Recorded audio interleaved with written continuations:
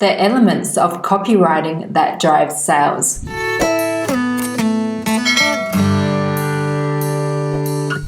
What's up guys, it's Amy here. In today's video, I want to share with you my friend's training on copywriting for beginners. Jesse Forrest was invited to present at one of my Groovathon sessions, and I didn't want his valuable training to go to waste, so I'm reposting it here on the channel. Now please pay attention to what Jesse is about to share with you, because he's written copy for famous entrepreneurs like Jay Abraham and Dr. Demartini from The Secret.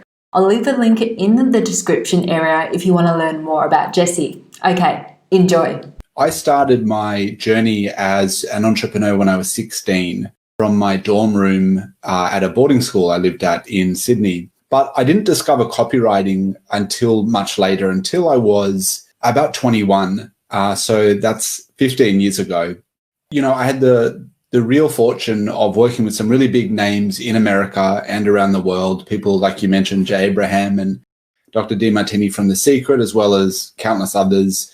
And that's really where I learned copywriting, by, you know, standing on the shoulders of other great marketers and having access to some of their tools and their training. And really that's where I cut my teeth with copywriting. That's where I really honed my skill, just by writing for hundreds, if not thousands of clients in the last 15 years, and certainly working with some really great names. And of course, what I get out of it nowadays is the ability to be able to share some of these insights, you know, with people that are, you know, entrepreneurs or coaches or consultants or experts or small business owners that, you know, potentially couldn't afford to maybe go to one of the conferences I might speak at, where you have Chanel or Sony or other, you know, bigger companies, you know, paying to be in those kind of workshops. So yeah, I love sharing insights and value. I've been doing this for a long time. And nowadays I'm fortunate that I do still write for some of our select few clients, but now I have a team of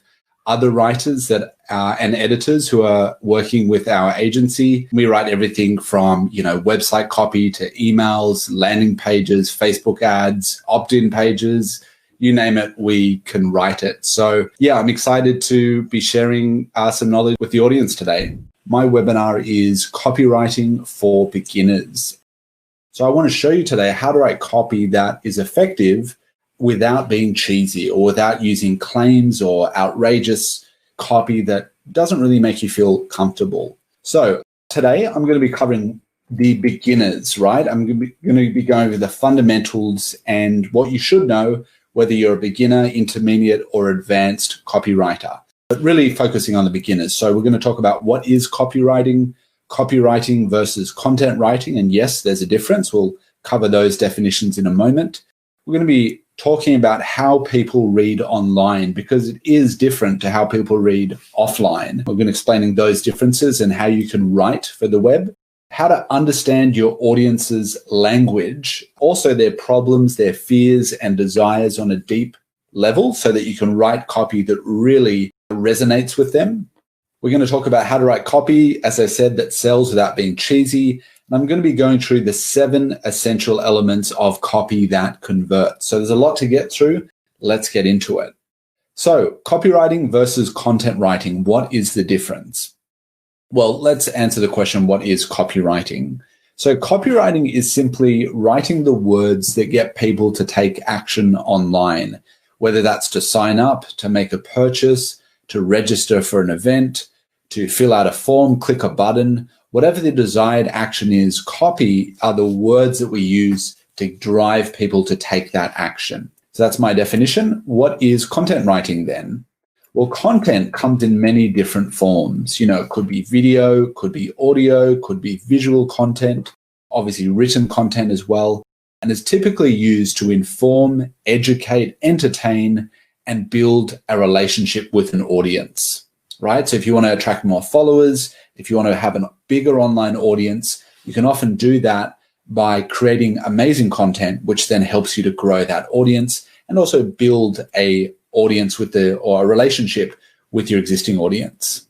So let's go through the different types of copy and content. First, copy. So Facebook ads, website copy, marketing emails, sales pages, webinar registration pages, opt-in pages. Those are just some of the many different types of copy that we have online.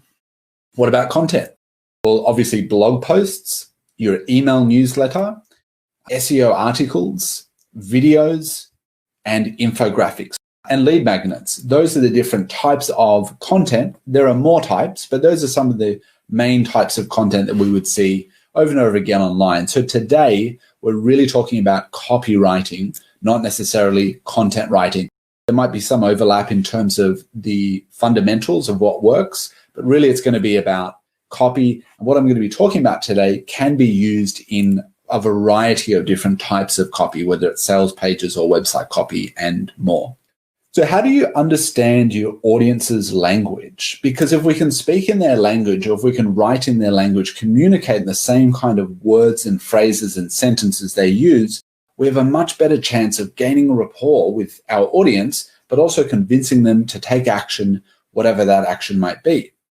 So Ogilvy, David Ogilvy, for those who don't know, was the godfather of advertising. And one of his famous quotes was that advertising people who ignore research are as dangerous as generals who ignore decodes of enemy signals. So what does he mean by that? Well, unless you understand your target audience on a deeper level, deeper than surface level, you'll never be able to write in a way that's truly going to persuade or influence them. So we need to understand who our target audience is, their problems, their desires, their frustrations, because when we do, then we can write that kind of copy that's really going to affect them. So let me ask you, who would you have a better chance of selling to, a friend or a stranger? I asked that same question at a live conference before COVID, and one of the attendees, he yelled out, well, my friends don't really trust me anymore, so probably a stranger. But he would be the exception to the rule. I think we'd all agree that it's much easier to convince a friend to do something than a stranger. And that's because a friend is easier to sell to or influence because you already understand their fears, their problems and desires, and most likely they trust you. So that's why it's easier to sell to a friend, because we know them, we understand them. So when you write copy, you want the readers to feel that you understand their problems on a deep emotional level, because when you can do that, you can really, as I mentioned, influence them. So how do you eavesdrop on your audience in a totally ethical, legit way? How do you do that? Amazon.com book reviews, Facebook groups, and even Reddit subgroups or subreddits. These are some great places where conversation is happening already, and you can just join publicly and start looking at the conversations and identifying some of those things that we care about as copywriters and business owners, things like their problems, their desires, their frustrations when it comes to our industry or our niche that we're writing to, right? So here's an example. This is for a content marketing book. So there's lots of content marketing books. If I was going to write a book on content marketing, or if I wanted to sell a course on content marketing, I want to make sure I understand that audience already. So I went to Amazon.com. I found some of the best-selling books on content marketing. I then started reading the reviews, and this one stood out to me. And what we're looking for when we're looking through reviews is we're looking for patterns. What are the frequent frustrations, problems, challenges that people talk about? What are some of the goals of this audience when it comes to content? Again, if I'm selling to people that want to learn about content. So one of the things is blogging has been on my to-do list for ages, but I struggle to get focused and started. So I'm going to copy and paste that into a Google document, list it under frustrations or problems. And now I'm going to start to build like an intelligence dossier about my target audience. And I'm going to document what I see being said over and over again. One of the benefits or their goals is help me with my business and content strategy. So now I'm learning about how they talk about content, how they talk about this particular product. Here's another example of something you could do. People do this in Facebook groups. This is a Facebook group for wreath makers. At Christmas time, people make those wreaths, they put them on their doors. Notice that it's had 256 comments. So people answering this poster's question, and there's some great answers here, things we can use. I'm not going to read it through now just for the sake of time, but that's another strategy you can do. Just ask your audience, what are some of the biggest challenges or problems, and then start mining their answers for the commonalities so you can use those in your copy.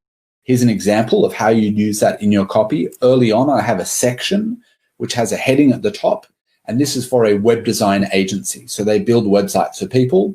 They've obviously understand their audience and their frustrations. And this section of their particular landing page talks about all of those common frustrations so that when the reader starts reading this, they go, oh my God, this is me. These are my frustrations. Wow, they really understand me. So that's how you build rapport. Find out what matters to your target audience, what they're going through, and then include that in your copy, whether you're writing emails or landing pages or Facebook ads or whatever. So hopefully that's been helpful. So number one, make sure you research, understand your target audience on that deeper level, find out the language they use it in their copy. Let's move on to how people read online. So Jacob Nielsen from the Nielsen Group, a data analysis company, said that 79% of our test users always scanned any new page they came across, only 16% read word by word. So what does that mean? Well, that means that most people are not reading web pages, and I'm sure you're guilty of this too. We land on a web page, we immediately start skimming, scanning, and scrolling through the page, through the copy. We're looking for things that are interesting to us. We're looking for information that we're looking for or that is relevant to us, right? So people aren't reading word by word. In fact, only 16% are actually reading every single word. Most people are not. Here's an example of a paragraph of information. So look at the top where it says Nebraska. That's a paragraph of information. Now, studies showed, they did some eye tracking analytics of people reading this page. Studies showed that when this paragraph was presented, only 27% of people actually read it and comprehended the information. When they turn that same information to the paragraph below, so that's the same information that's now been put in bulleted format, so it's a bulleted list, readability increased by almost 100%. So what the practical lesson for you there is, if you have paragraphs of information where possible, so not every paragraph you want to do this, but where possible, turn those into bulleted lists, readability should increase dramatically. And the more people that actually read and comprehend, the more likely they're going to turn into buyers, right? Or subscribers, whatever your goal might be. So with that said, let's talk about some 5 tips for writing for the web.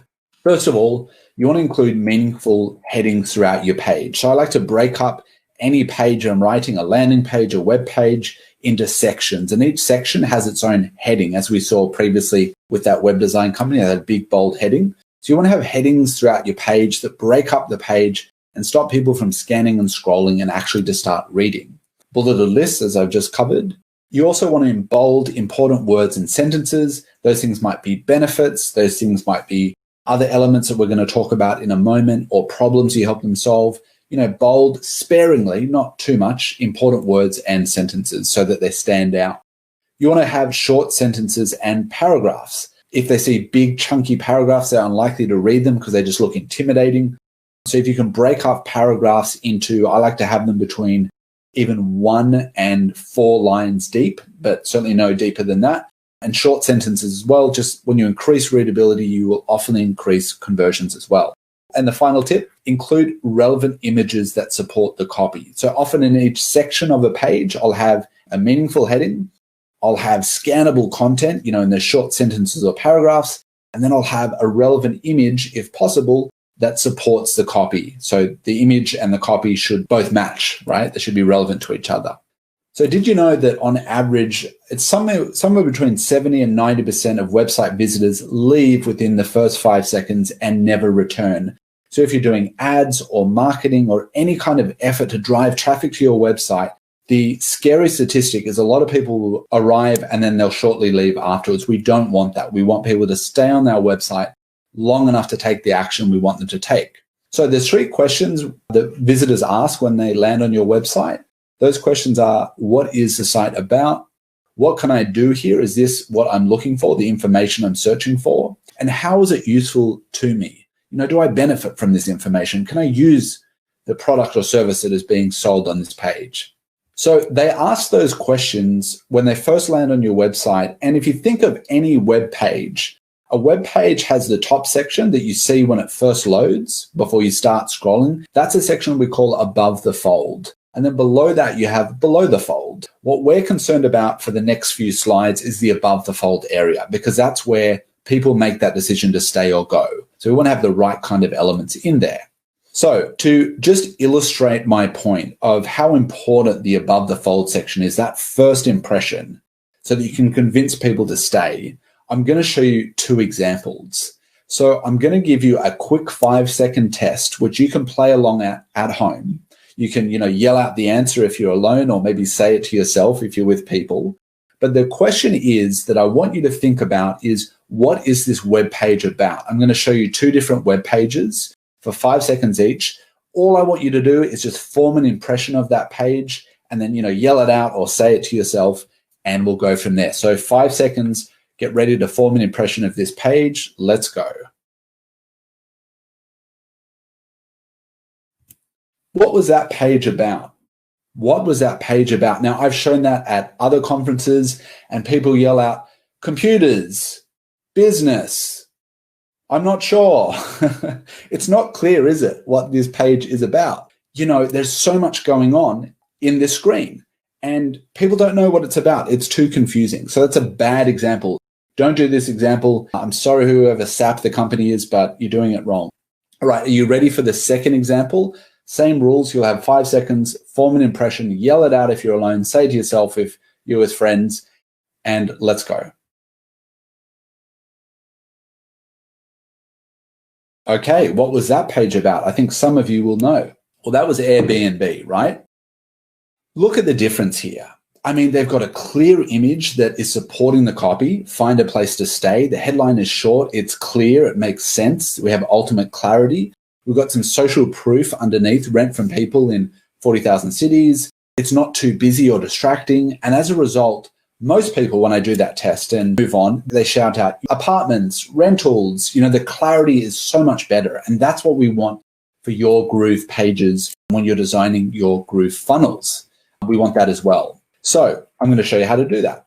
So here's how to write copy that converts. And we're going to be talking about the 7 essential elements, the copy elements that you want to include when you write copy. So you want to have a headline, a subheadline and value proposition, a hero image, social proof, testimonials, features and benefits. So first up, headline. Well, David Ogilvy, obviously the person I love to quote because this is his second quote in this presentation. But he says on average, 5 times as many people read the headline as they read the body copy. When you have written your headline, you have spent 80 cents out of your dollar. 80 cents. So headlines are that important because if you don't grab people's attention, the headline doesn't do its job of getting people intrigued about what else is on the page. They simply will stop reading. It's the first copy they read. So it really has to be effective. I want to give you some best practices, some examples, and some formulas for writing amazing headlines. So first of all, best practice number 1 is clarity. Your headline should not be cute or clever or trying to win some kind of creative award. It needs to quickly communicate what the page is about to answer that question that everyone's thinking. What is this page about?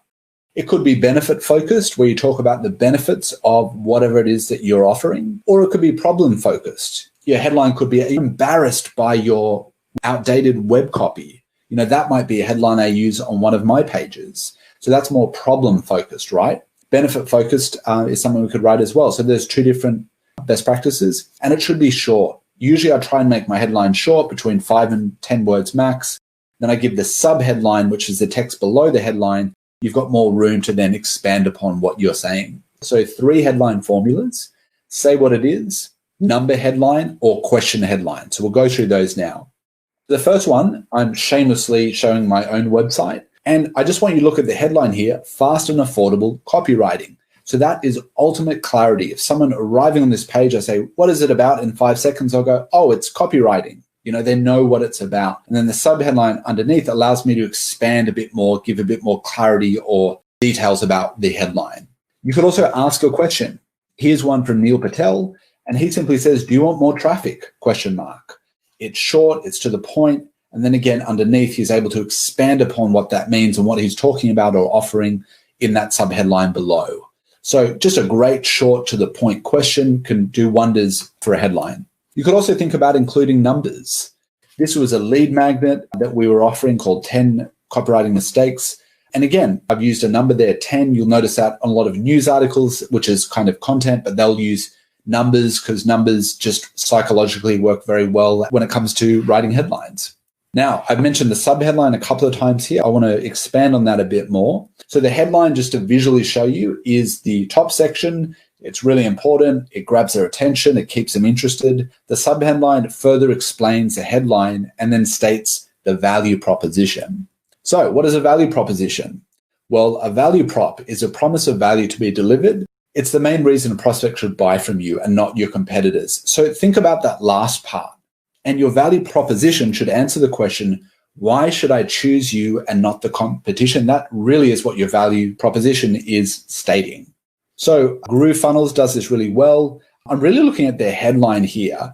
Get everything you need to run your business online and for a limited time claim almost $7,000 in bonuses. So that's a great headline, obviously. And then the value proposition would be there's 2 red ticks, 7 bonuses you didn't know you needed, and it's free for life. So the fact that it's free for life, right, that is an incredible value proposition. And then the bonuses are just bonuses for that as well. But I just want to share that that's a really good example. Here's one from Uber. So before Uber was famous, they used copywriting, just like any other company, to get more users. And if you look at the subheadline, which is the smaller text under the headline that reads, Uber is the smartest way to get around, if you read that, what you'll see is they're saying all of the reasons why they're different to a taxi service, right? One tap and the car comes directly to you. Your driver knows exactly where to go and your payment is completely cashless. So 3 things that taxi companies used to not be able to promise. So this is how they're different, how they're better. You could do the same thing, just state how you're different to the competition. Here's Trello. Trello's great. Again, they're doing a similar tactic with their subheadline. Drop the lengthy email threads. So they're really calling out, without saying the names, the competitors. They're saying, these are all the reasons why we're different, why we're better. And you can do that as well. Just mention the industry problems that everyone recognizes and then explain how you're different. I love Dollar Shave Club. Their video, if you haven't seen it, is amazing. But their headline and subheadline here really do a great job of saying why they're different than the competition. I mean, every guy knows that you go to the supermarket and a razor is like $7 to like $15 for blades. And they're saying here a great shave for a few bucks a month, not $20 like you might spend at the grocery store. No commitment, no fees, no BS. Great value proposition in that headline and subheadline combo. Let's move on to the hero image. So your hero image is the first visual that people will see on your page, right? It visually represents what the page is about. So it supports and gives clarity to the copy that's already there. And you want to avoid stock images if possible. It's not always possible, but if you can get real authentic images of you, your products, your service, your brand, whatever it might be, it'll be better than using stock images. Here's an example of a web page, a personal brand. You'll notice this is for a woman called Celestine, and it's an image of her looking professional, looking lovely, and that's going to do wonders for her brand. It's a good hero image if you're selling a service or if you're a freelancer. If it's you or it's a brand, you can do the same thing. If you're selling a physical product, you can also show the product being used in the hero image. Here's an example of that on square.com. They're showing how it's so easy to swipe your card using that little device. That's an example if you have a physical product. Here's another one from a subscription box company, Snack Nation. They're showing you all of the boxes, they're being unpacked, all the goodies you get when you sign up with Snack Nation. So just another way, if you have a physical product, get some professional photography done and show it as the hero image like you can see here. Call to action button, CTA button. Often overlooked, but hugely important when it comes to your copywriting. And I'm talking about the words inside of those buttons, but also in the design as well. So first and foremost, ask yourself, what action do you want people to take when they arrive on your website or when they, read your email or whatever type of copy you've written, your Facebook ads? What action do you want the potential customer or client to take? Because the CTA button informs the visitor what will happen or what they'll get if they click on that button. So that should be your thinking behind it. You're writing to answer what will happen if they click or what they'll receive if they click on the button. So you want to include action words, like verbs like get, book, register, claim. Those things are good. You want the button to stand out. You do that by having bright, contrasting colors. With colors, just think about the highlighters that you use to highlight text on paper. Those are some great colors, bright pink, bright blue, bright green, it should contrast with the background, but those things will help them stand out. You also want the CTA button to be prominently placed. Usually you wanted to have it in the above the fold area. That's really important. So you get people to click on that early. Now, when you're writing your CTA button, don't use words like submit unless you're a dominatrix. That's just a joke for you there, but submit doesn't really tell us anything. It doesn't tell us what we should do. It doesn't tell us what we get or even what will happen if we click submit. You can use it sparingly, but there's so many better words to use than submit in your CTA button copy, just like we can see here with Netflix. Their button I'd like you to look at on this page says join free for a month. That sounds great. Like, yes, I want to join free and I get a whole month. Fantastic. So they've put their CTA button in there. It tells them what to do, join, and it also tells you what you get. You get free access for a month. So great copy right there. This one is for some kind of online fitness plan, and it just says get started. Get started is fine. We could improve that in a variety of ways, but it's good enough for this page. I could change that in a variety of ways, but I want to move on. And also it's bright, it's orange, and the background is kind of a light blue, so it stands out really nicely. And of course, we have to talk about Groove funnels as well. Look at the bottom here, a great example of a CTA button, and that's something you could model as well when you're writing copy for your own Groove pages. Okay, let's move on to social proof. Social proof is really important. What is it? Well, when humans are unsure what to do, we often look to others for guidance before making our own decision. Funny example I'm using here is of the tips jar. Now, if you go to a bar or a restaurant, it's a bit harder to do nowadays, but previously, you often see the tip jar is full of money. And that is an indicator that other people have left tips, so therefore we should do so as well. It's appropriate and encouraged to tip here because everyone else is doing it. You may have seen canned laughter on TV as well, where you're watching a sitcom and you're hearing canned laughter in the background. Well, as annoying as canned laughter might be when watching, your favorite show, it actually informs the audience that now's the time to laugh because other people are laughing. And when that's used in television, those shows are reported by audiences as being more funny than shows that don't use canned laughter. It's just crazy. If everyone else is laughing, we're more likely to join in and do it too. And that's social proof in action. Here's a funny story, which I'll just quickly go over. The guy in the middle of this photo is a total unknown, everyday person, but he hired his friends to pretend to be photographers, videographers, and other people to be fake fans. And he went to Times Square in New York, and other people watched the crowd gathering and more people joined. They believed he was a celebrity. Complete strangers wanted to get photos with him just because everyone else was. So he started kind of a ripple effect, and now he was being mobbed by hundreds or even thousands of people. Again, that's social proof in action. A crowd builds a crowd. We want to use social proof in our copy. So how do we do that? How do we use that principle in the copy that we write? There's 4 ways. Again, our favorite app here, the Groove Page Builder. This is just some great copy of social proof. So the #1 page and funnel building platform for Groove funnels. They've got 43,000 new members. I believe that's grown since then. And as you can see, it just shows so many people are joining, so many people are loving the platform, and it shows other people that, hey, why don't you join as well? So that's a good example. So you could use numbers like that of users. You could also mention any media that you've been featured in. And that's one way you can do that, by just showing the logos of the media outlets, online or offline. Trusted by leading companies. Here are some of the companies that we've written copy before. So you may not recognize, but our target audiences would recognize this as well. So you can show some of the companies that you've worked for. You can show some of the clients you've worked for as well.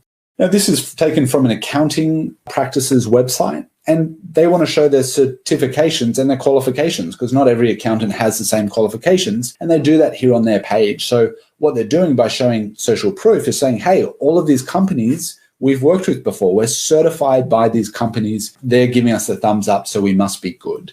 Testimonials. Wow, I love testimonials when they're real and genuine and authentic, and not when they're purchased from Fiverr.com, as some people will do.